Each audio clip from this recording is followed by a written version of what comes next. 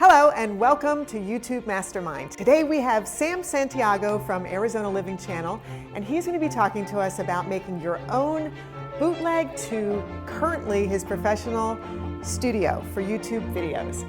And we're going to get started momentarily. Welcome and thanks for joining us. Well, thank you, Sal and Sheri, for inviting me back. Okay, audio's good, Sal? Okay, before I get started, I want to do a little bit of housekeeping. As Sheri mentioned, we're going to have lots of time for Q&A, so please save your questions to the end. I timed this presentation. It's about 20-25 minutes, depending on what I forget to say, okay? Second thing, don't go crazy taking notes. I'm going to throw a lot of stuff at you, and I'm sure Sal and Sheri are going to have this on their website at some point. You're going to want to watch it anyway for your own benefit, okay? So don't go crazy writing notes. So, I'm here to share with you how you guys can create your own YouTube studio. You excited? Yeah. Okay, very good, very good. Now, question, why did I start a YouTube studio? So when I started my channel 2 years ago, I was getting trolled. People who are anonymous were insulting me. They were saying, Sam, you suck. You should stop doing YouTube. And in all fairness, my audio sucked, my videos sucked, my lighting sucked. My videos looked like I was being held hostage in a cave, okay? They looked horrible. So I became very self-conscious about what these trolls were gonna say. So I took it upon myself to be proactive. I proactively called my setup bootleg. I named my studio at home The Bootleg Studio, okay? And in fact, to this day, my email address is thebootlegstudio@gmail.com. Kid you not. If we don't have enough time for questions and answers, I will have that email address at the very last slide. So you guys believe me, that really is my email address. So over time, I started to get a little bit of money from YouTube, and I continued to invest it until I have what I have now is my new current studio, which I think is pretty freaking cool, considering where I started from. Now, before I begin, I want to do a little survey here. Show of hands, how many people here have 5 or less videos on their channel? Okay, so for the most of you, you're newbies, okay, to this whole YouTube thing. So I'm going to share with you my perspective, and I am not an AV guy. I am not a videographer or an audiophile, okay? I have done this whole thing by trial and error. Just this past week, Sheri's my witness. I posted a live stream and I had technical issues that my microphone didn't work, okay? I'm not getting into details as to why that was, but my audience, the zonies, they think it's hysterical when I have technical issues, okay? So stuff is gonna happen. Life happens. Stuff is always gonna break, and your audience might find it endearing. And I've tried this season, Sheri, not to curse. I really have. I've done my best not to curse this season. I'm on the 3rd season of my show, Arizona Living, okay? It's a show. It's not just a YouTube channel, it's a freaking show, okay? So I went and I did all these upgrades to my studio, and before I get into the details of what I'm gonna share with you, I just wanna say this. For those of you that haven't started your channel right now, it could be because you're waiting to get all your notes in a row so you could start it perfectly. There's no such thing as starting a channel perfectly. We all do this differently, and it's all trial and error. If you think you're gonna do this and not have a troll and not fall on your face and have a mistake, you're kidding yourself, okay? It's trial and error, okay? I do not want this presentation being an additional list of reasons why you can't start your channel. Oh, I don't have a Mac. Oh, I don't have the right camera. Oh, I don't have a microphone. Oh, I want this presentation to be motivational, because if a guy like me, and I'm an older guy, I'm not some kid and living in my mom's basement right out of high school. If I can freaking do this, you can do this too, okay? That's the point. So I'm fired up, can you tell? Now, you know why I'm really excited? And I'm going a cappella. I don't have my notes on the screen, okay? Completely a cappella. I get excited because no one gives a rat's ass about my studio other than people that are interested in doing YouTube, okay? I'll have people over, I'm like, hey, you wanna see my studio? They're like, no, it's all right. It's all right, Sam, it's all right. I don't need to see your studio. So my first studio, I like to call the Bootleg Studio. Let me describe to you what it looked like. I was using window lighting. You do not want to use window lighting here in Arizona, okay? I had a tripod, I had a white screen behind me, and I used an iPhone to record myself, which is why it looks so bad. Now my new studio, you guys want to guess what I named it? Bootleg Studio 2.0.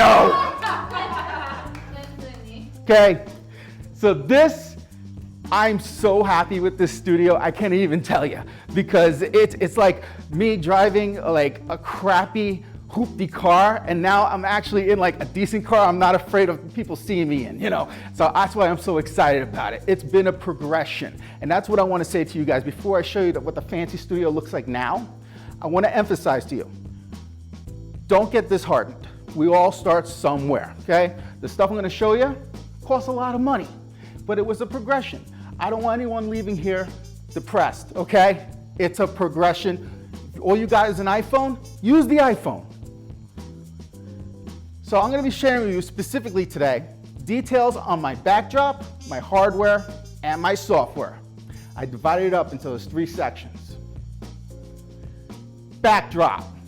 Now for some of you, if you have a travel channel, you really don't have a need for a backdrop. However, me, I wanted a backdrop because I was sick and tired of seeing a white screen and I was bored. Excuse me 1 second. I warned Sheri I don't have coronavirus. I have a 7-year-old who's full of germs. So I got a cough going. But even though I don't have a travel channel, I like to film what's called face videos, okay? Talking head videos. So I wanted a different backdrop so that when people watch my videos, they weren't bored either. So let me show you this. This is the before. This was the original bootleg studio. You'll notice I have 3 lights. I have a tripod. That was after I upgraded to the GoPro with a mic. But please make note, I have a Gen 1 iPad, okay, in midair. Let's see if I can do this. Gen 1, it still works. I was using that for notes. And you'll notice, of course, the Jersey Shore poster. Sal's from Jersey. And the reason why that was there, that's not there always. That was the day I was recording the trailer for season 3. And so I was actually laying down next to it, and that's why the poster was there. It's not normally there. So that was my original bootleg studio. This is the new studio, Bootleg Studio 2.0. Okay, now what I did, I don't know if this is scientific, but I went and I looked online for other YouTubers that had studios, and I figured what they all had in common, and I stole their ideas, and that's how I came up with this. Let me point out exactly what I'm referring to. Number 1, painted background. Okay, that wall does not match this wall. Number 2, floating shelves. Props on those shelves. A fake plant. A sofa with 2, not 1, 2 pillows. And of course, a cool light. That's what I noticed all these other YouTubers had in common. Of course, what you guys do is gonna be unique to you, your personality, your genre, whatever your show is about, okay? Now I wanna point out, I realize I'm very fortunate, I have a dedicated room in my house specifically for the studio. Side note, on my way here, my wife calls me, Cartoon Wife, for those of you that watch the show, and Cartoon Wife was screaming her head off that the fire alarms are going off, okay?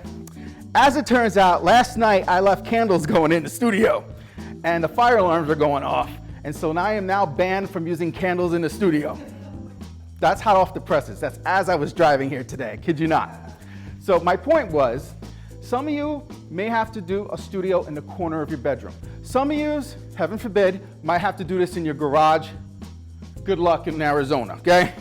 But the point is, the information I'm gonna share with you, it still applies, regardless if you have a dedicated room or if you're doing this in a corner in a bedroom, okay? So let me tell you what's on my shelves, okay? These are my props. These are very unique to me. Only my super fans or people close to me know why the heck I have these. And let me explain.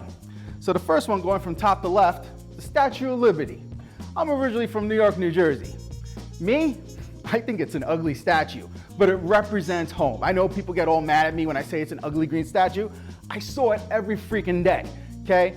Every day. So I have the right to say I think it's an ugly statue, okay? Number 2, the PMP wrestling belt. I passed the project management professional exam, which is extremely difficult.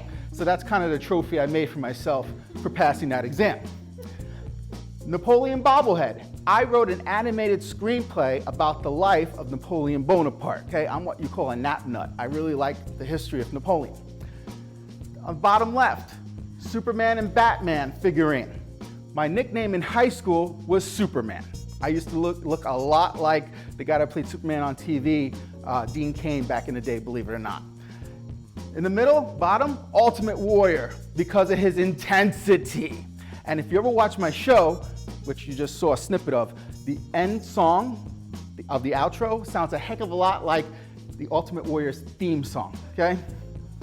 And last but not least, I have this Canon camera because I absolutely hated that camera and I wanted to throw it out the window, and I figured rather than collect dust, I'll have some sort of purpose for it on the shelf.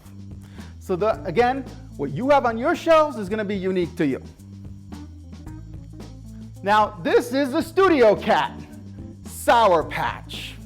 We rescued her from a garage a couple years ago, and she is a character on the show because during my live streams, she doesn't like to use like the scratch pads that cats are supposed to use. She likes using the sofa as a scratch pad. So she'll go and jump up there and scratch, and I'll yell at her, and the audience loves it. They can't get enough of Sour Patch. So for those of you that don't have a cat and want to do live streams, that might be an opportunity for you to save a cat off the street. Now this is a picture of an actual live stream, just so you could see the Bootleg Studio 2.0 in action. You notice my daughter there, and Sour Patch may or may not be in the background, I don't know. And see, I had a candle here, which I'm now banned from using. So that's what it looks like in action. Okay, so I shared with you details on my backdrop. You'll notice I'm keeping this very high level. It's easy to do. It took me like 1 weekend to put together that whole backdrop thing. If you're serious, you'll get it done, rather than going on and you thinking about doing YouTube for years and years and years. I get stuff done. In the office, I'm known as the guy that gets stuff done. I might break a little rule here and there, but I get stuff done. Hardware. Okay, I gotta tell you right off the bat, I'm gonna move to this side now because I feel like I'm neglecting you guys. So, and Sal, I gotta put him to work. He has to move. So, I got a confession, I'm a Mac guy, okay? At work, I am very comfortable with Windows. But when I get home from work, the last thing I want to deal with is computer issues. Do Macs work all the time? No, I have technical issues, but it's better than the number of issues I would have if it was Windows-based. Now, before I get started with the hardware, because I know some of you are going to get all excited writing down all my hardware, it doesn't matter. I'm going to keep repeating this over and over and over again. Your equipment doesn't matter. What matters is the fact that you're putting out videos, building that audience, building that authority. Eventually, you too will get to the hundreds of videos. It's a progression. It's a marathon. If anyone here thinks they're going to get rich off YouTube, the door's right there. You're kidding yourself, okay? Eventually, could you make a full-time living of it? Maybe. But it's a marathon. The odds of you getting a viral video right off the bat are slim to none. So I tell people that tell me they think this is lotto, it takes a good 5 to 10 years to make a decent salary on YouTube, okay? It's not get rich quick. So I'm sorry if you feel like I just peed in your Cheerios, but that is the truth, okay?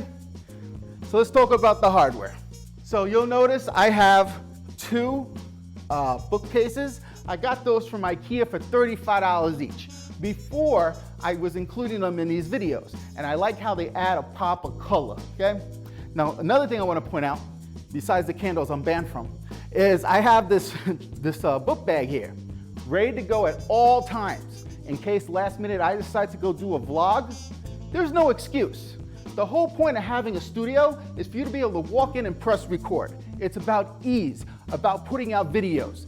You know, being a YouTuber means putting out videos. Have I made that point yet? I have over 320 videos, and Sheri doesn't even know how many I hit, okay? I have a lot of them on private for various reasons.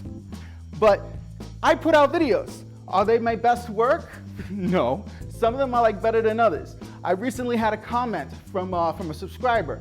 He's like, hey, can you do more travel videos? More city tour videos?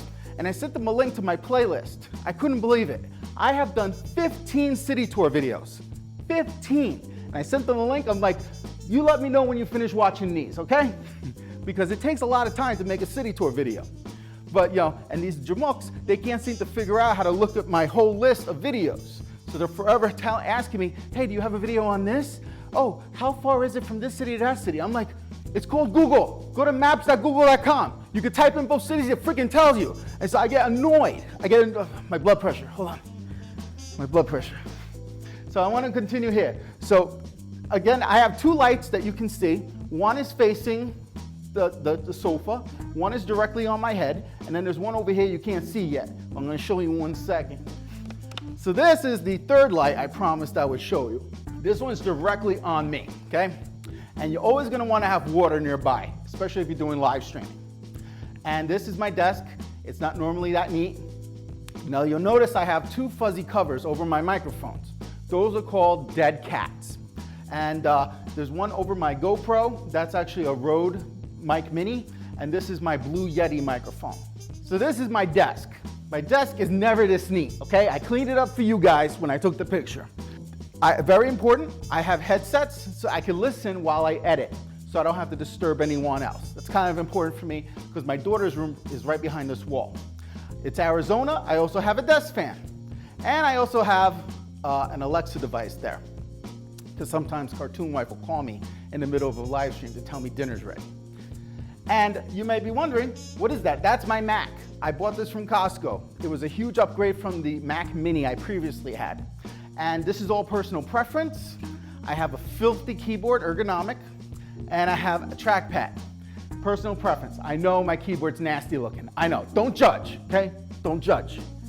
So that is my setup, my desk, okay? Now you may be wondering, how is it I'm able to use a GoPro as a webcam? I purchased this device, an Elgato Camlink 4K compact HDMI capture device. Let's try to say that 5 times fast, right? So why did I need to use the GoPro as a webcam, you may ask? A traditional webcam isn't as high quality, and I found that my videos, it sucked. Every time I used the webcam to record myself, it was just very grainy and I didn't like it. So I watched other YouTubers that also live stream, and I noticed something. Their quality was a hell of a lot better than mine. So I did about 2 hours of research to figure out how I could use a digital camera such as a DSLR or a GoPro as a webcam, and that's where I found this device. It works beautifully. And so that's how I'm able to use my GoPro as a webcam. This is my GoPro up close, AKA Cactus Jack. I named my camera Cactus Jack because he has an attitude problem. Sometimes he works, sometimes he don't, okay? He has an attitude, so I nicknamed him. And in fact, he got jealous. He liked my tattoo, so I got him some tattoos, right? So Cactus Jack has an attitude. And right above Cactus Jack, we got the Rode Mini microphone with the dead cat on there, okay? And then I have a traditional tripod, okay? So that's the deal with my camera there. Now, let me talk about the camera for a second. Why a GoPro? A couple of reasons. Number one, it's small. 2, it's durable. And 3, and most importantly, it has a software gimbal. So the footage is not shaky, it's smooth. And that's why I liked it. Now this is the GoPro Hero 7 Black. They've now made version 8. So this is outdated. This is old already, okay? And some negatives I could say about it. The battery only lasts an hour, which is why I have spare batteries. Now, yes, you can connect external power to it, which is what I do during my live stream, so I don't have to worry about the whole battery situation. Another complaint, there's no forward-facing screen. However, you can connect your cell phone to it wirelessly and use that as a screen, okay? So I like the setup now. I've gotten most of the bugs out. One word of warning though, right out the box, it comes in fishbowl mode. So it looks like you're in a fishbowl. There are special settings you can look up that you can remove that and make it look normal. You know how many hours I spent trying to figure that out?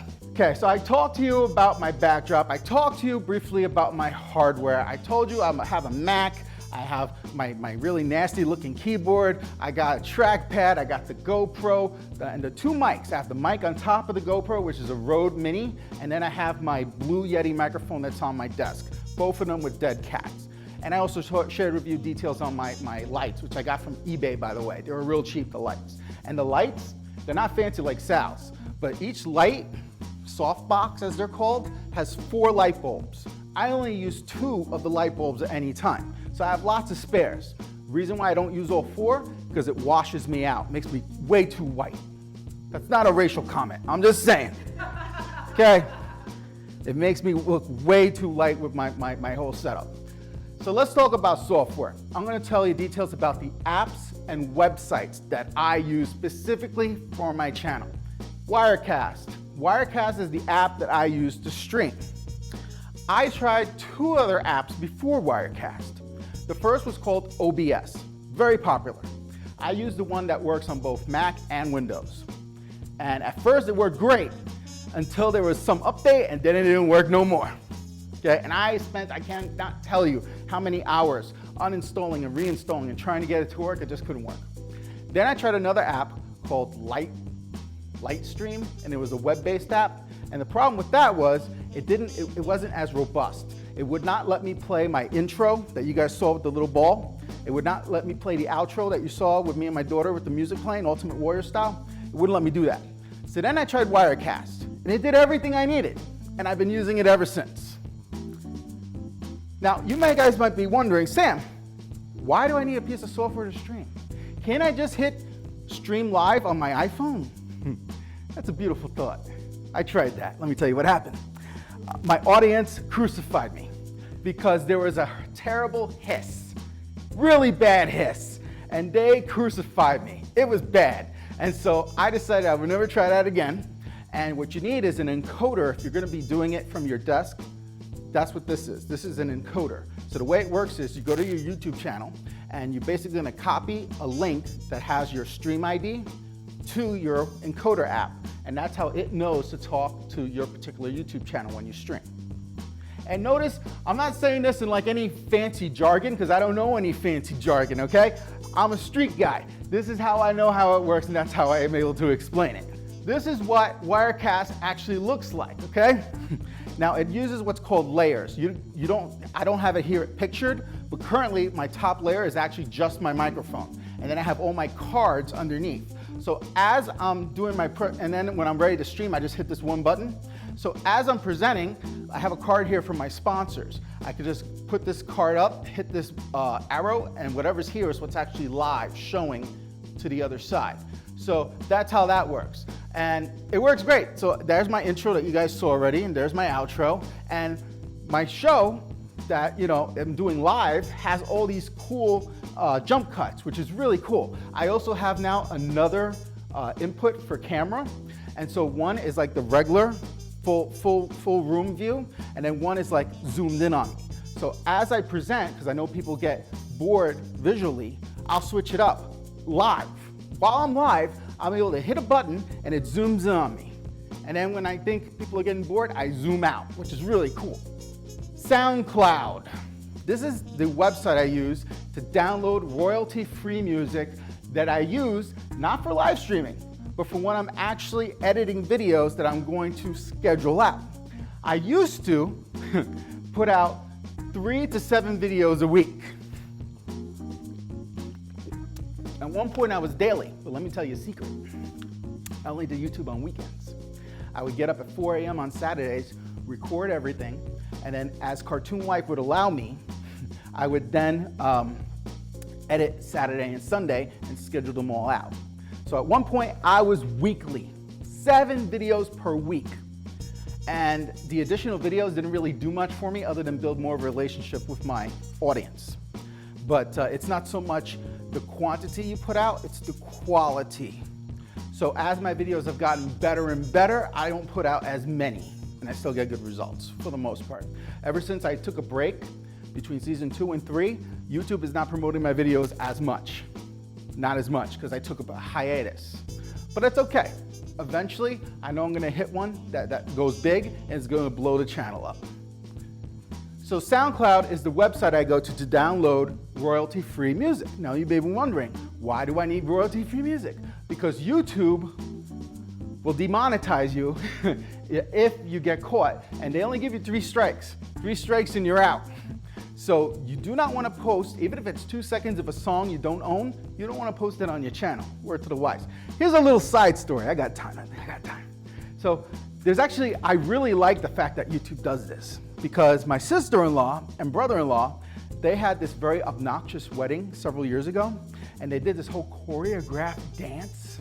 And every freaking anniversary, they would post a video of their dance on Facebook, and it would drive me insane. So then one day I got the message, YouTube turned off the music on their dance video, so they're not posting it anymore.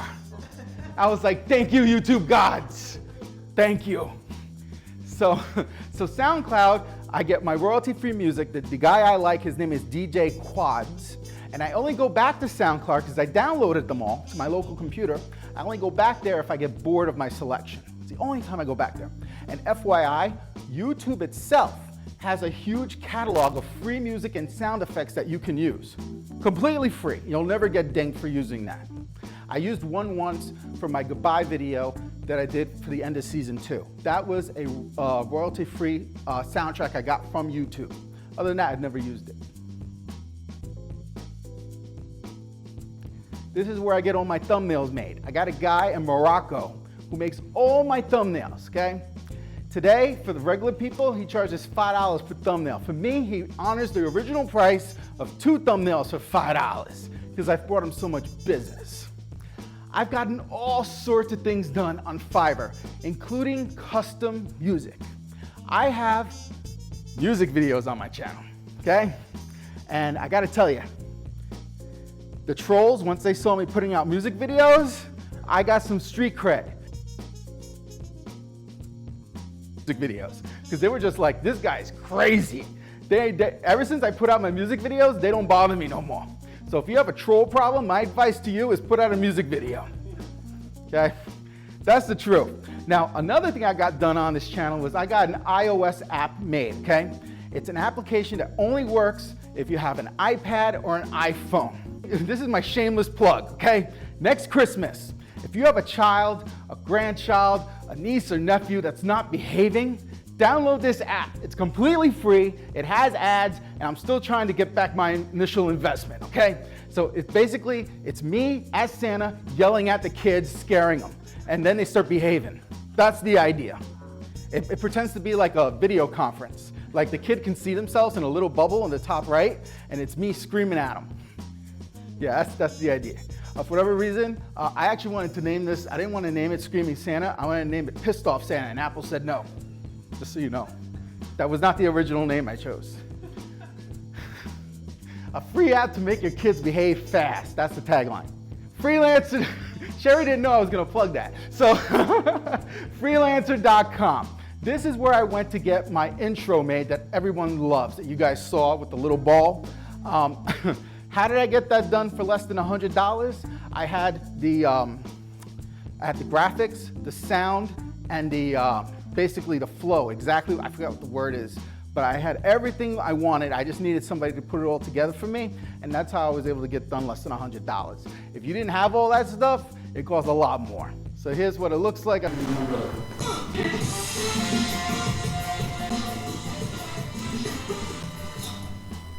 Final Cut Pro.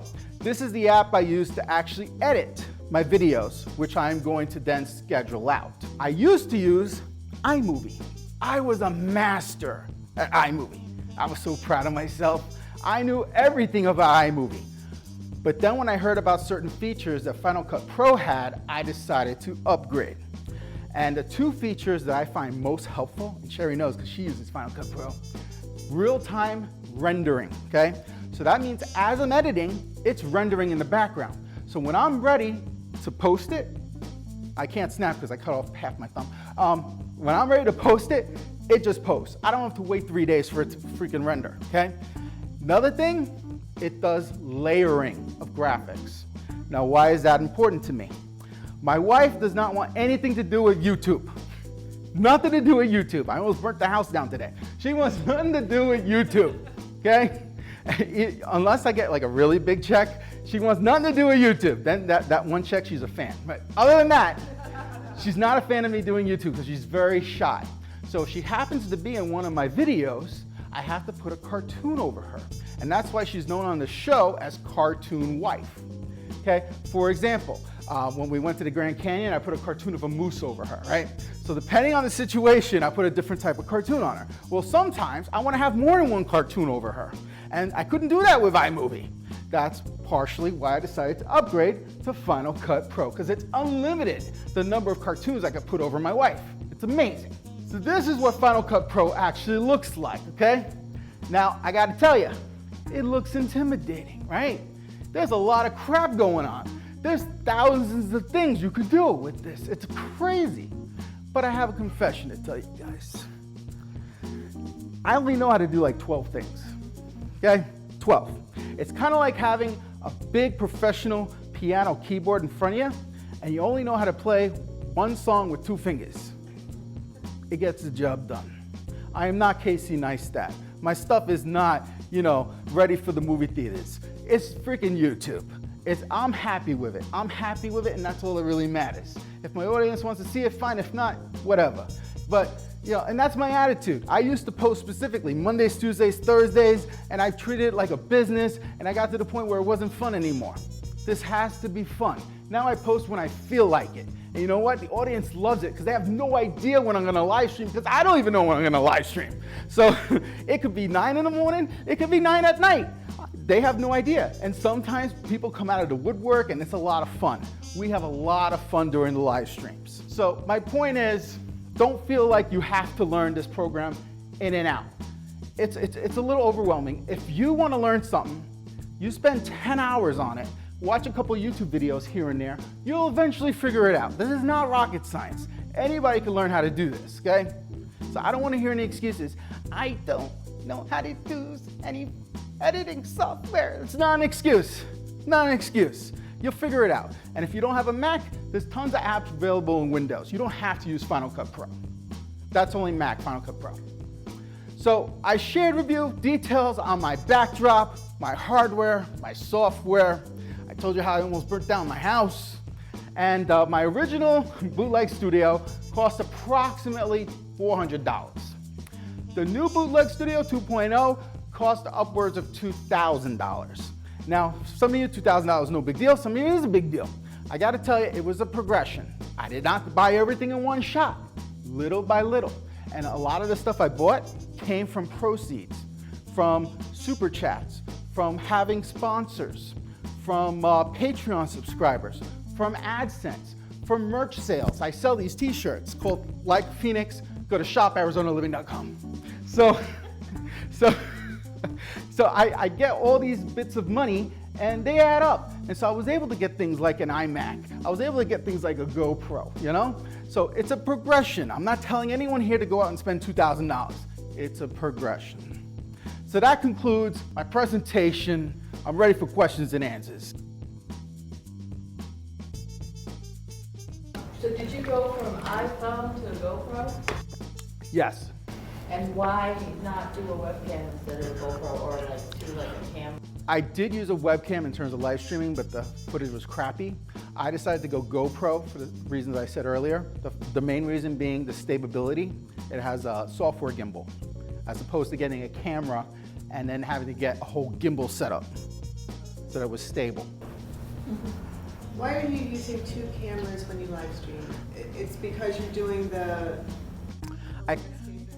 I currently only use 1 camera when I live stream. However, I have it set up as 2 different sources, and one of them is zoomed in.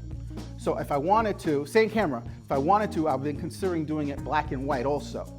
So I can just vary it up. I would love to get, and my setup's not complete. There's still certain things I want to purchase, about $1,500 worth.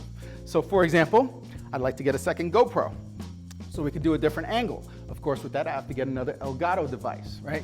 I want to get a drone. Cartoon Wife is against me getting a drone. But I'd like to get a drone.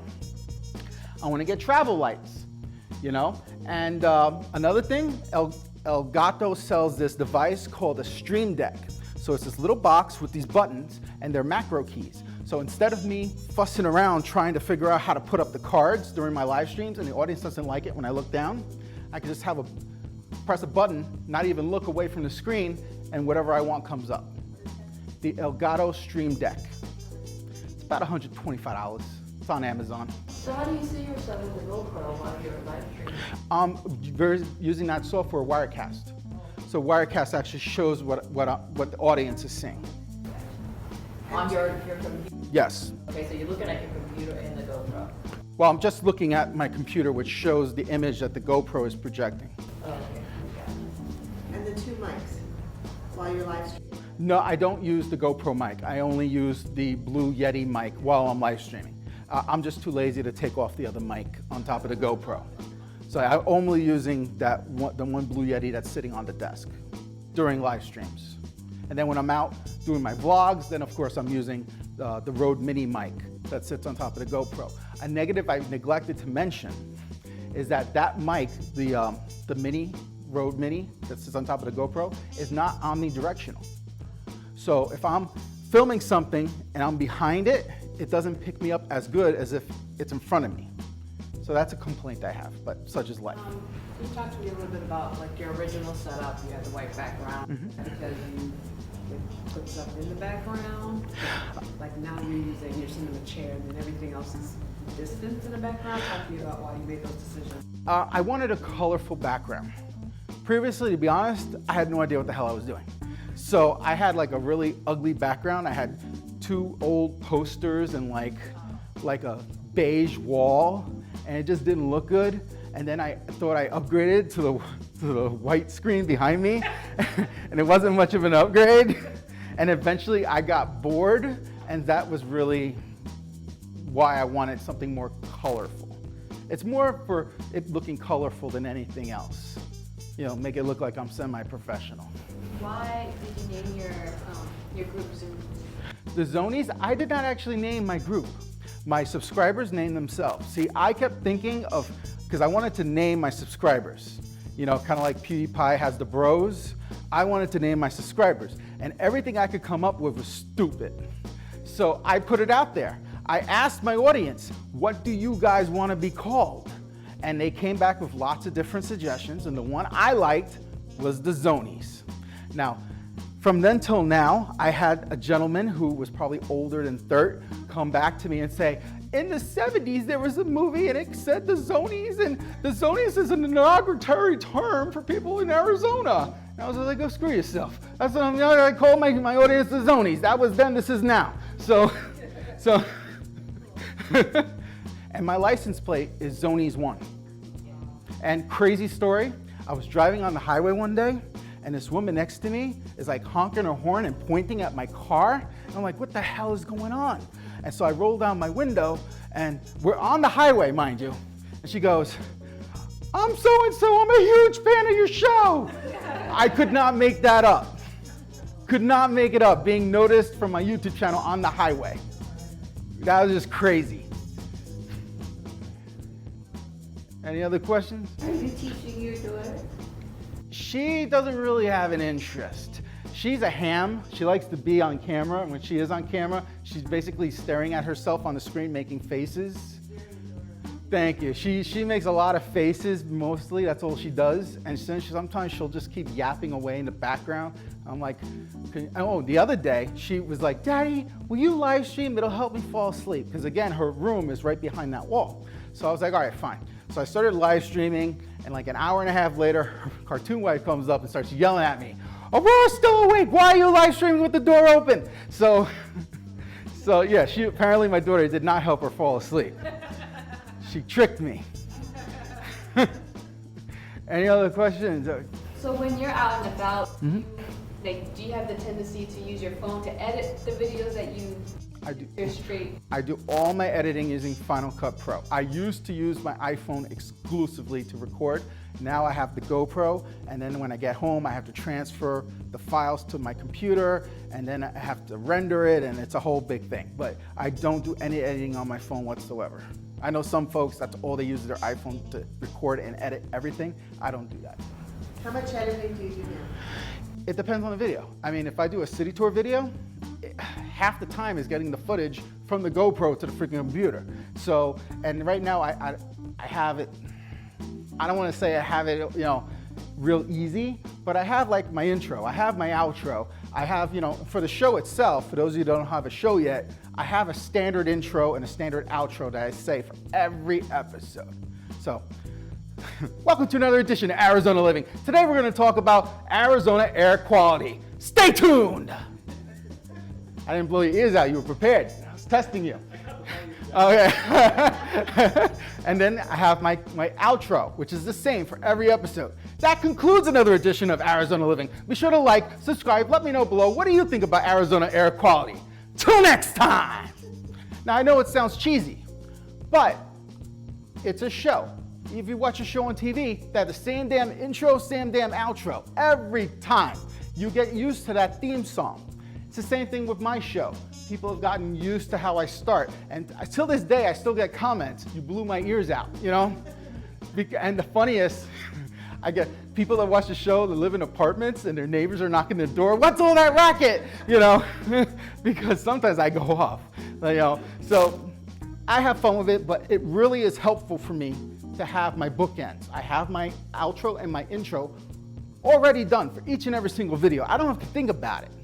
So that's very helpful for me. I got a question. So how much B-roll? You gotta lower. No, oh, sorry. Okay. How much B-roll do you use? I don't use a whole heck of a lot of B-roll. I have used B-roll in the past.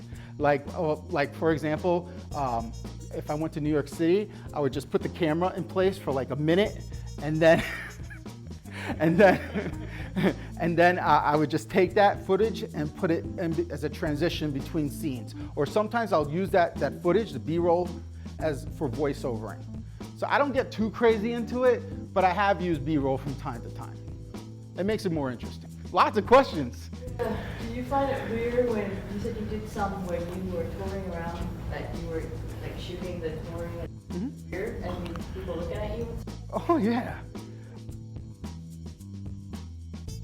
So I do a lot of city tour videos, and usually I get stared at, but I'm used to it. I actually like to go very early in the morning for two reasons. One, there's not so many people around, and two, there's less cars. There's so much noise that gets picked up by cars driving by. So I purposely like to go early to do all my city tour videos. Yeah, and the cops, I get harassed. Every time I do it, I get harassed by somebody. You know, like one time I was in front of Talking Stick and a security guard came around. It's like, you can't record here. You got to move 5 feet that way. I'm like, okay, fine. I'll move 5 feet, you know. So I'm used to it. If I don't get harassed, I'm doing something wrong. So I'm completely used to it by now. It doesn't even faze me. It's like, whatever. You know, and I'll go to stores and I'll record inside the stores too. Funny story, side note. I was inside Walmart and I was filming that they sell the microwavable White Castle burgers, right? And I went and I posted that video. Walmart themselves commented on my video. It wasn't somebody pretending to be Walmart. It was freaking Walmart. I was like, and that was when I was still new doing this. I was like, whoa, I can't believe Walmart commented. I was so excited. You would have thought like a big celebrity who commented. You know, finally I'll get to your question. Shoot. Use Kensington or which one storage? I think it's a 128 gig SD card for my GoPro. And I never actually have two of them. And I never run out of space. Because when I'm done editing, I delete all the footage that's on that card. Do you put everything on an external hard drive? Only the stuff before I upload it to YouTube. And then I delete it from the external hard drive. I copy everything to my local Mac first. I do my editing. And then I export it to my external drive. And then from the external drive, I click and drag it to YouTube. And once that's done, I delete the footage from everywhere, just to keep things clean. Because these videos are pretty big. And so on the monetization of your t-shirts, we had some other things. If you put that in the description, since you're not getting AdSense from Google yet, is that correct? Oh, I get AdSense. Yeah, I get AdSense. I'll just recap what I said earlier. I have a sponsor for each and every single one of my videos. I have AdSense, so I get, as long as I hit $100 that month, which I can't, The only time I didn't hit the $100 in recent memory is when I was going between season 2 and 3 that I took a 6-week break. Other than that, I get at least $100 a month. Cartoon wife likes that. And I get merch sale money. And oh, funny thing on that, the video I made ending season 2, I said to the audience, I'm like, you know, I might have to come out with a new t-shirt design because these have sold ngats. No one has bought this t-shirt. And then the next day I got like 25 plus sales. So I was like, because they felt bad. They're like, I was like, I'm gonna have to come up with a new t-shirt design. And then they went out and they bought it because I guess that was their way of thanking me for season 2, you know? And I was all happy. I was like, what's this check? This is amazing. And so, and then Patreon, I got 2 Patreon subscribers. And Patreon doesn't notify me, so I had no idea I had Patreon subscribers. And one day during a live stream, some guy was like, yo, I'm a Patreon subscriber. I'm like, really? I'm like, I had no idea. And then I logged in, sure enough, I got to see that I had 2 Patreon subscribers. So I was all excited. I was like, oh, I didn't realize I had that money. And then, and I've never actually transferred the money, it's still in there. And then, what else? So I talked about merch. Affiliate links. Sometimes I do affiliate links. But to answer your question, in my description, I have the Patreon link. I have the merch link. Most of my money comes from the realtors, who are my sponsors. And then, of course, the AdSense, which are just the commercials that play. And The Patreon, is it automatic or do you have to set it up? I set up a profile on patreon.com, which is separate than YouTube. I posted the link in my description of all my videos, and people clicked on the link and they signed up to pay whatever per month that they're comfortable with. And it's their way of supporting the channel. So what they expect of me, I come to find out, is I'm expected to send them content that I don't post on the channel. So like behind the scenes type stuff. So I don't post videos, I type, and I type stories, and I rant about certain things that I don't put on my regular channel. So they feel like they're special, like they're getting something that no one else is getting. And I get very personal on there because they like me for who I am and they're supporting me financially. So I'm obligated to give them something in return, something. So that's why I share so much with them. Your book? I didn't hear you about your book. I don't promote my book on the channel because the book has nothing to do with Arizona living. I have several products, information products that I created in a previous life. So I do have a book that I got a publicist and she helped me make it a #1 bestseller in Amazon in a very obscure genre. And I have lots of CDs. In fact, on Amazon, I think I have like 6 ebooks. So including 1,000 Women in 30 Days. Because that's how I was able to gain Match.com and met my wife. So I wrote an ebook on it. Because at the time, I didn't know if that relationship was gonna stick. So I wanted to document the steps I took so I could replicate it in case that relationship did not stick. So that was the motivation behind me writing that ebook. Because it was for me, you know, in case I needed it in the future. So, because I didn't want to forget all the steps I did. Because it was crazy. It's a crazy story. I won't get into it right now. But yeah, I had a lot of products that I created and I do not promote them at all. Right now, I'm still building my audience. I'm only at 5,000 subscribers. Haven't even hit a million views yet.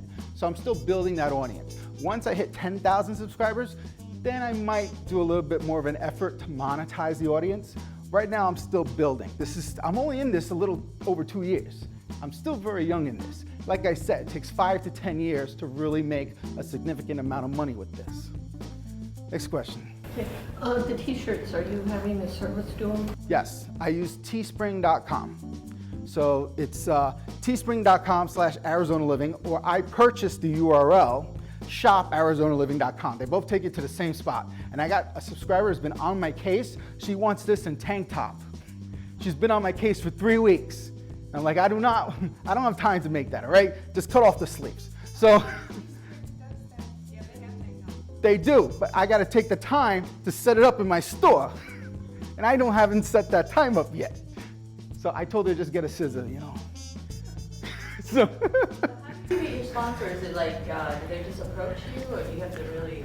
I have 2 sponsors, both realtors, they're sisters.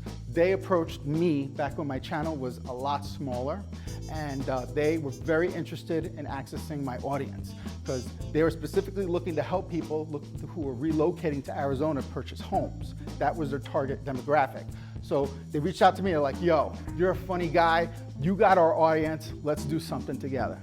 And it's been a great arrangement so far. In fact, next month on the 4th, mark your calendars down, at Tom Sen Cafe in Central Phoenix, we're gonna do ZoniCon 2020.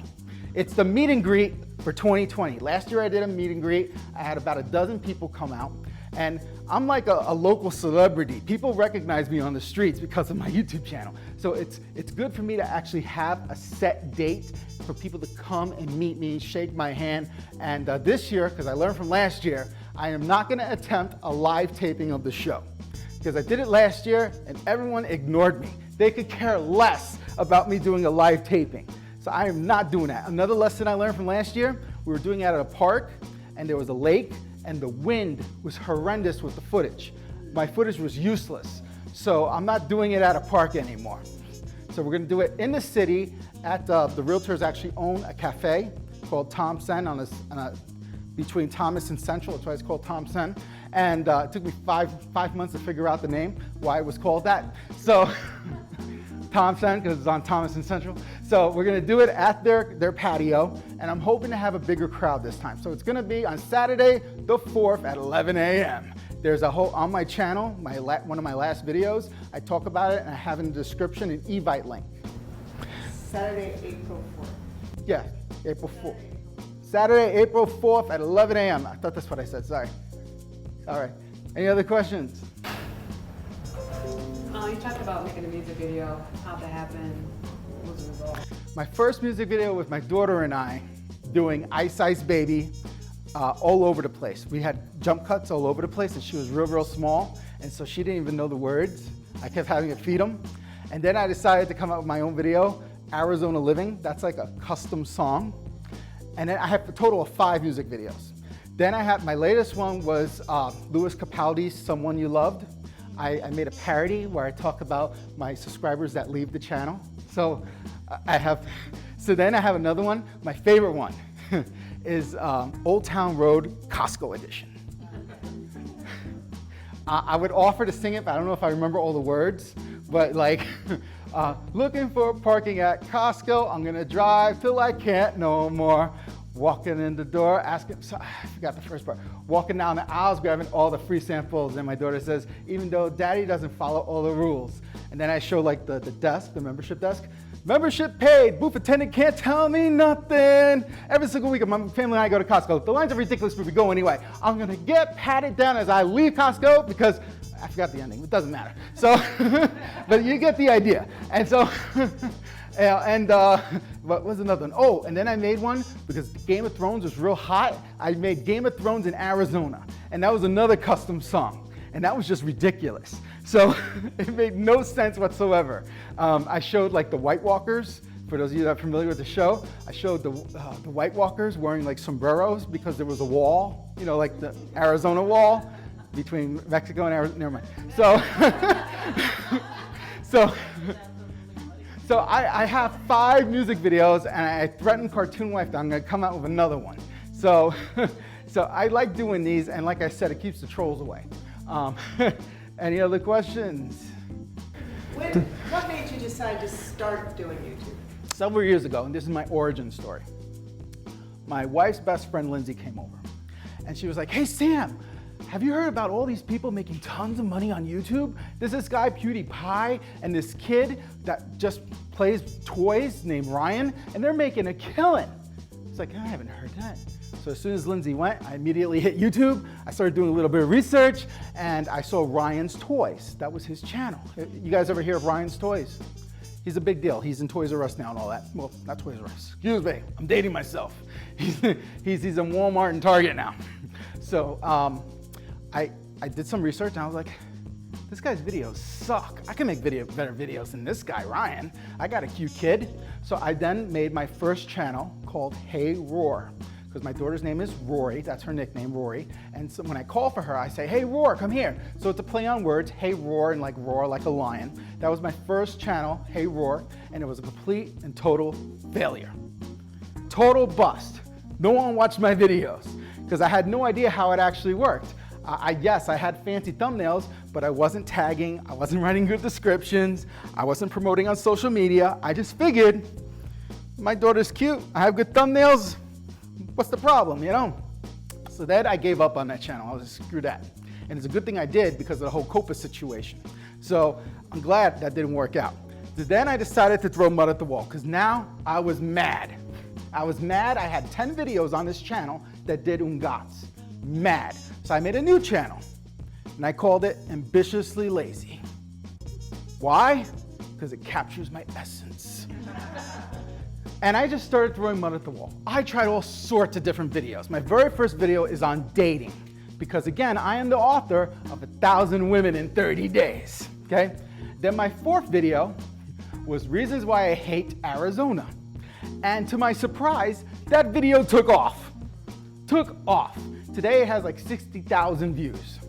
Now you would have thought, I saw that big viewership, I should do videos about Arizona. That is not what I did.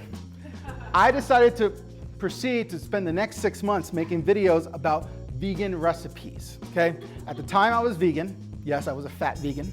And I was finding the most popular YouTubers that were vegan, and I took their recipes and I made the meal, and then I captured on camera me actually making the meal, the ingredients needed, and then my wife, my daughter, and I would give the meal a thumbs up, thumbs down. And the name of the show was Vegan Recipe Review. And that went nowhere. And I got upset and I decided to leave YouTube. What happened then was I had a business trip in Long Island, and for you local New Yorkers, Long Island, and I had a heart-to-heart with an Uber driver. Because whenever I'm in an Uber driver, it's a judgment-free zone, okay?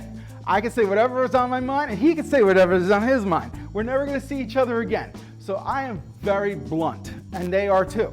So I was having my heart-to-heart with this Uber driver, and I was telling him, brah, I hate Arizona. The landscape is blah, there's no culture, it's hot as hell, I can't wait to move back to Jersey. And he was like, brah, listen to me, brah. There's nothing for you here. There's snow, people are nasty, taxes are ridiculous, real estate's off the charts. Do yourself a favor, stay in Arizona. And as silly as it sounds, that conversation helped me come back to Arizona with a fresh set of eyes. And that's when I decided to give this YouTube thing another shot and start making positive videos about Arizona. And that was my origin story as to how this channel, Arizona Living, got started. It was actually just a rebranding of Ambitiously Lazy. All my original Ambitiously Lazy videos are still on here. They have different thumbnails, but they're still on there. So if you're interested in seeing my old footage where it looks like I'm being held hostage in a cave, they're still there. They have fancy thumbnails, but the footage is still there. Any other questions? Do you ever recruit volunteers to help you with your videos? I have offers on the table. People, my neighbors in particular. I have this one neighbor. Funny story, if you're watching, Alex. So he was a subscriber. He was watching my videos. He moved to Arizona, and then he noticed in one of my videos, I was by the same community pool that's in his neighborhood. So he's like, I think that guy lives in my neighborhood. And then sure enough, we got to meet.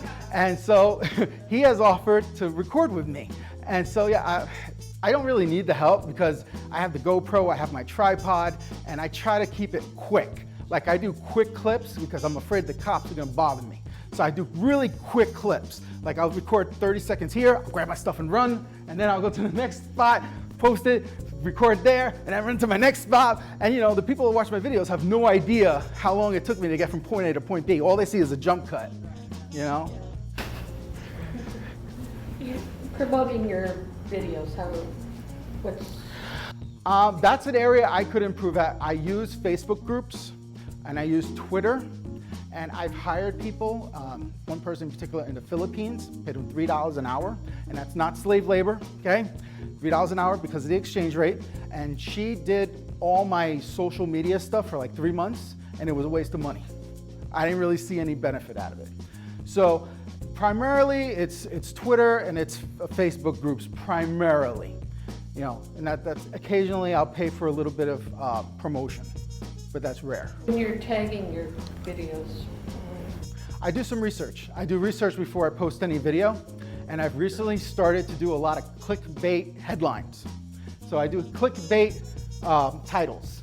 I've been testing that because I'm all about testing. I test certain things. So as long as the word I want to rank for is in the clickbait title, I'm good. So that's what I've been testing lately. Like what? Like reasons why you should give up sex and move to Williams, Arizona.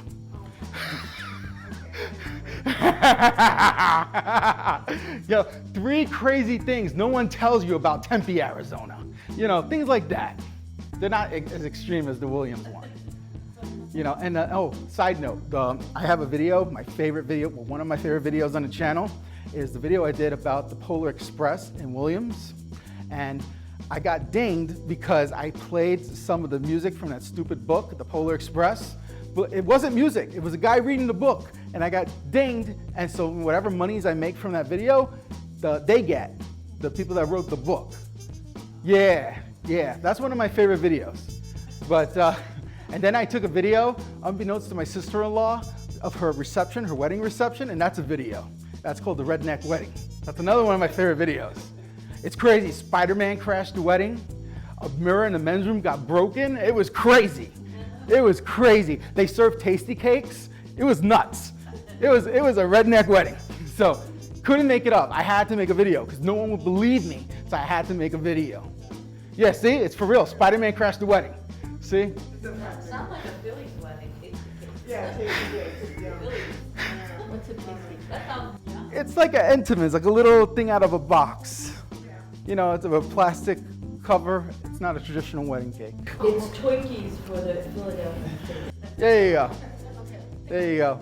And the groomsmen all got drunk and took off their shirts. It was crazy. It was just crazy. See, no one will believe me. So how do you, I know that it's getting harder and harder to get more subscribers and more viewers because they used to, you know, rotate everybody around and ask harder and harder. So you're primarily just doing it through social media. Social media and mostly with clickbait titles and descriptions. For me, I have not seen it getting harder to get subscribers. I used to wake up every day and see my subscriber count go down, okay? I'd wake up and see 10 less people. If no one unsubscribed, I'd have over 10,000 subscribers. It fluctuates. People subscribe, people unsubscribe. You know, it never stays the same. People gained 2,000 subscribers in the last 3 years. Nowadays, when I log in the morning, it's up from the night before.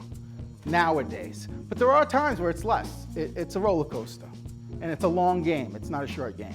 How many times a week do you post? You missed it earlier. I do not have a set schedule anymore. I used to post Mondays, Tuesdays, Thursdays religiously, and I also at one point was daily. I had 7 videos going out a week. Now I post whenever I feel like it, and the audience likes it because I like to keep them on their toes and they get all excited. Whenever they get the notification that I'm live streaming, they freak out. And sometimes when I have technical issues, I have friends that watch the channel and they'll text me, bro, I can't hear you. You know, so like earlier this week when I had microphone issues. But yeah, even my friends, my coworkers, they get excited about the freaking live streams. They're like, Sam, hit me up, text me when we're about to live stream. You know, they get all excited about it because I'm just like you see me now on my show.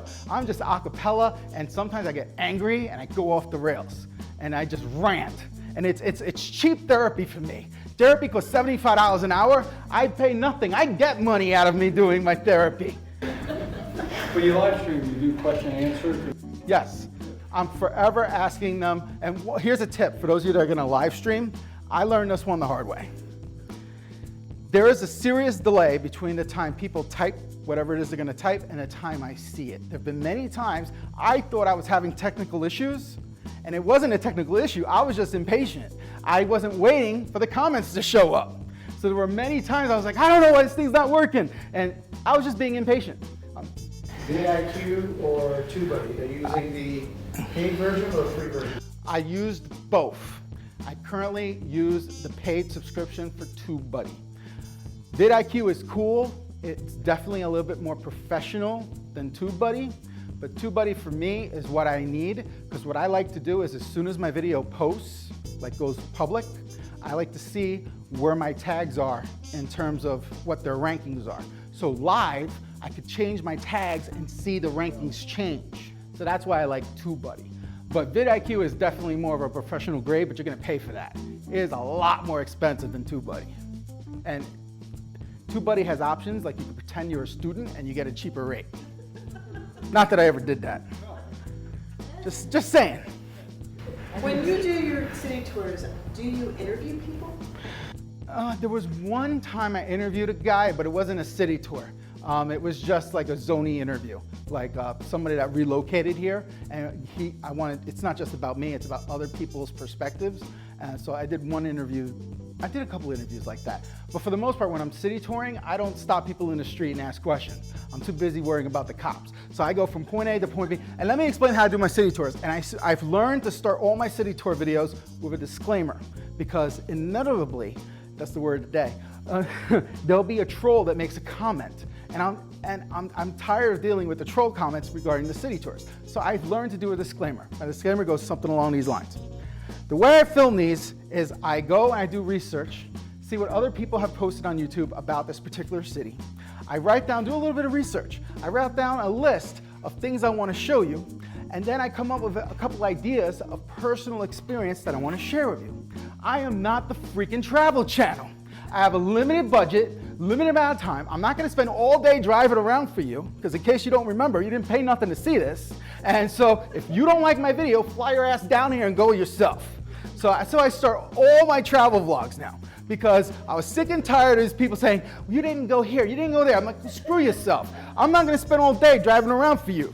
I'm not getting paid for this. There's gas, and this is my Saturday. I'd rather be sleeping in. So I get irritated. And this guy recently, you should do more travel videos. I got 15 travel videos. Have you not seen them all? 15. Get fired up. My blood pressure. Hold on. People are not know how to access YouTube. Like, I get like some people, they're like, how do you even get to? You know what I did this week? Because I was so upset. I got rid of all the playlists on my homepage. I only have my travel videos on the homepage now. That way, people, there's no confusion. You want to see travel videos? They're on my homepage. What about Copa having Rory in your videos? Okay, so I noticed after Copa, for those of you who don't know what Copa is, I'm going to tell you the Brooklyn version. YouTube got in trouble with the feds about kind of like people posting inappropriate stuff like Elsa and Spider-Man videos, stuff that's inappropriate for children. So then they had to crack down. So now if you had a children's channel, you're screwed. You ain't gonna get no money.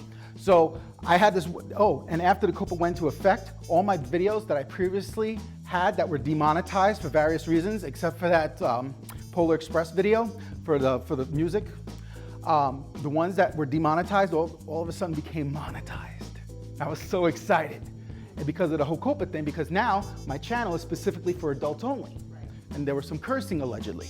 So, but recently I posted a video about the coronavirus in Arizona, and I listened to this thing 3 times. I did not curse once. However, my daughter was with me during the whole duration of the video. So because of that is why I believe they demonetized my video. And I didn't curse once. I double checked. Not one single curse. On one ground. They have a very cryptic message, and so they didn't specifically tell me. They said, click this link and it has a whole bunch of jargon. So I can't make sense of it. The only thing I could think of is the fact that my daughter was in the video, which is why they demonetized that one video. I didn't get a strike. It was just that one video that they said you're not making any money. But it hasn't gotten a ton of views. I only made like $1.50 from the video. It's not a big deal. It was a live stream. Apparently not, but they have other videos. I have other videos that have not been demonetized that my daughter is in.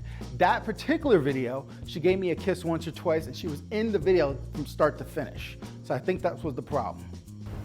But also coronaviruses. I don't think it was the coronavirus. I mean, I gave a legit, news thing that there was a guy at the time and he was released. It wasn't clickbait. I don't know. But that's 1 out of 300 and something videos. Don't get discouraged. 1 out of 300 and something videos. That's how I make my money. I have a ton of videos. I caught myself, Sheri. I got a ton of videos. And that's how I make a little teeny bit of money out of all those videos. And that's how I get big checks. You said you got your music from SoundCloud, or you didn't have to pay a subscription? Nope.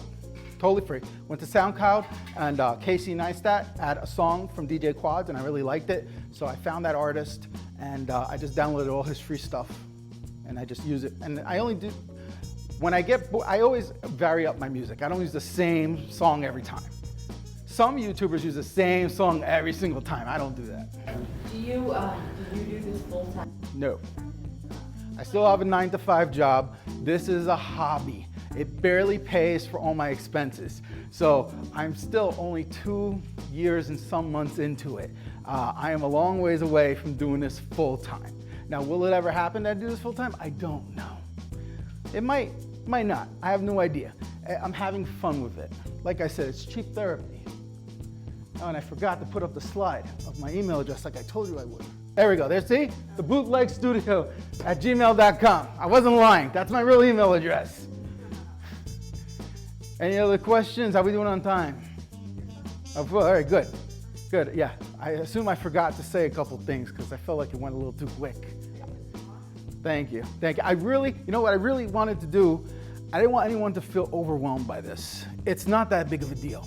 I shared a couple pieces of hardware that I use, the most important stuff that I use. I have tons of more equipment than what I shared with you, but that is primarily what I use. You know, same thing with the software. There's a lot more apps that I use, like he was just talking about TubeBuddy. I didn't mention TubeBuddy. I didn't talk about marketing. That's just the bare essentials. So I didn't want it to be overwhelming. Again, I want this to be more motivational than anything else. I don't want this to be another thing on your list as to reasons why you can't start your channel. You don't have to have professional grade videos. Your stuff is never gonna be perfect. My stuff is still not perfect, and that's okay. I have an audience, and I'm building upon that audience. I have like 5,000 people, most of them like me, and some people hate me. Like, I always get thumbs down, and that's okay. That's okay. It's cheap therapy for me. You know, and occasionally I'll try what I like to call grand slams. I'll go for a grand slam once in a while. I'll post a video that has nothing to do with living in Arizona, okay? Just like the music videos.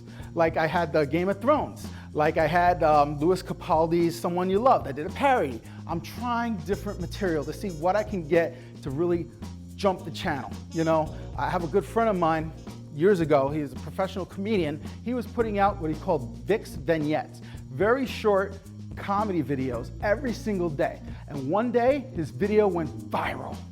Viral. It's called Bread and Milk. You know, in Jersey, whenever a storm is coming, people freak out. They go to this, kind of like here at Costco this past weekend with the coronavirus. People go to the store, I need to buy my bread and milk, I need to buy my bread and milk. He made a real quick parody and it went viral, and he ended up being in a movie because of it. Paul Blart Part 2. So, you know, it can happen. Why not me? Why not? Why not? So I'm gonna continue this. Worst case, it's cheap therapy. Best case, I can quit my job. But you know what? At the end of the day, years from now, my daughter will have something to remember me by. It's a win-win for me. My wife doesn't like me doing it. Oh well, she'll live. You know, and not for nothing, it was her fault I got started. First off, her friend Lindsay came over and told me about YouTube, right? Secondly, she was always telling me that I was bugging her. Like, she'd be sitting there on the couch watching 15 hours of Game of Thrones, and I would ask her questions. What's this? What's that? Why is he kissing her cousin? Why are there 3 dragons? You know, and so she was like, you need a hobby. And this became my hobby. And now she says I spend way too much time on it. So that's why I have to do it in the middle of the night or real early before they wake up. So that way she can't say it's taking away from me doing housework or family time. And my biggest check I got ever was like $650, okay? In 1 month, I got $650. And that was like my last check I got from season 2. So I left on a high note with season 2. And Cartoon Boy was like, why are you quitting? You need to keep doing this. And what I realized was I was creatively burnt out. And I counted, I had made 150 videos for season 2. 150 videos. And so I needed a break. I took 6 weeks off, and then YouTube was like, who are you? You have videos? And it took a long time to start getting my video promoted again by YouTube. And I'm still not there. My videos, very few of the ones for season 3 have over 1,000 views. Very few. There's a couple. But on a bright note, I noticed that a video that I had made a couple years ago, It's not my 4th video ever that has 60,000 views. This is a completely different video that has 67,000 views. And I didn't even know it had that many views. So I was just happened to be scrolling through all my videos because it's pages and pages and pages of videos. I'm like, is that my 4th video? That's not my 4th video? I'm like, how does it have so many views? I don't know. But you know, if I knew it had that many views, I would have done a follow-up video. But I didn't, I don't even know when all those views happen. But you know what? Every single month I get a paycheck now from Google. And yes, I'm reporting everything to the IRS. I'm on the money, guys, okay? IRS, I'm 100% legit with you, okay? I posted a loss this year because I needed the money. But next year, I'm gonna post that I'm in the black, okay? So when you have a business, and this could be considered a business, you could finagle things, you know, to make it look one way or the other. But you know, I'm having fun with it. In case you can't tell, I'm having a blast with this. My wife was like, Sam, why are you gonna speak there? I'm like, because this is my gift. I love to speak in front of audiences. At one point, I was considering becoming a professional speaker. I did not rehearse very well for this. This is mostly a cappella. So I wasn't freaking out when Sheri was like, we can't get the notes to work. Otherwise, it would have been it would have been boring. I was standing behind the podium reading the notes. So thank you. So I didn't practice as much as I would have liked, but this is what I enjoy doing. It's a crazy thing. I enjoy speaking in front of audiences, and like I said, it's cheap therapy. I hit record on my camera when I walk into the studio. I'm no longer allowed to use candles in the studio. I don't know if you missed that. I almost burnt my house down. And now, and I just hit record, and people come out of the woodwork and they love it. So I've started to build up a community. That's one tip I would give you guys. I wish I would have started building up my community earlier. So I have a community tab, which I just learned about, and I haven't really built up like an Instagram or a Facebook group, but all within YouTube, I've built up my community. And I talk with them, and I always ask them questions. And like, I changed my ending now. That concludes another edition of Arizona Living. Be sure to like, subscribe, let me know below what questions can I answer for you regarding moving to or living in Arizona. Till next time. So that's how I've been ending all my videos recently. And so they ask me questions, and if it's a juicy question, I'll make a whole episode just for that one question. So it's very interactive. It's built a community. They're the Zonies. They name themselves. My first t-shirt, it said, "The Zonies." A subscriber designed a shirt for me. I didn't even do that. I took that design, I sent it up to Teespring, and I started making money out of the sales. I didn't even design it. I'm that lazy. Any other questions? All right.